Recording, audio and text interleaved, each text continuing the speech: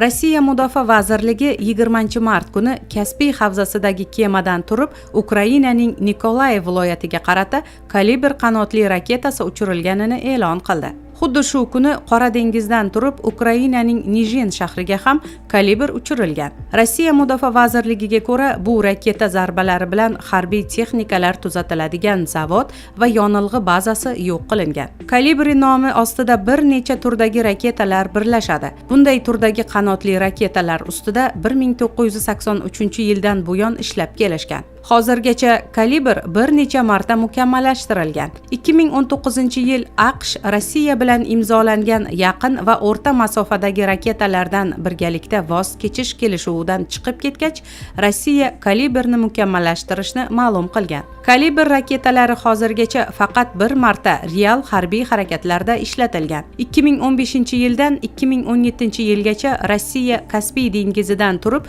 Suriyaga 99 ta kalibr raketasini uchirgan. Raketalar Kaspiydagi kemalar va suvosti kemalaridan uchirilgan. Ilk marta 2015-yil 7-oktyabr tunda Suriyaga qarata 26 ta kalibr uchirilgan. Rossiya Mudofaa vazirligi raketa Iroq va Erondagi odamlar kam yashovchi joylar va tekisliklar ustidan 50 metr balandlikda uchib o'tganini ma'lum qilgan. Dastlab dengizda foydalanish uchun ishlab chiqarilgan kalibr suvda 375 kilometr uzoqlikdagi nishonni aniq uradi. Dengizdan quruqlikka qarab uchirilganda esa 2600 kilometr uzoqlikdagi nishonni aniq ura olishi aytiladi. Rossiya harbiylari 2015-yil Suriyaga uchirilgan raketa parvoz davomida 147 ta manyovrni amalga oshirganini aytgandi. Shu tariqa kalibr radarlardan va nishondan qocha oladi.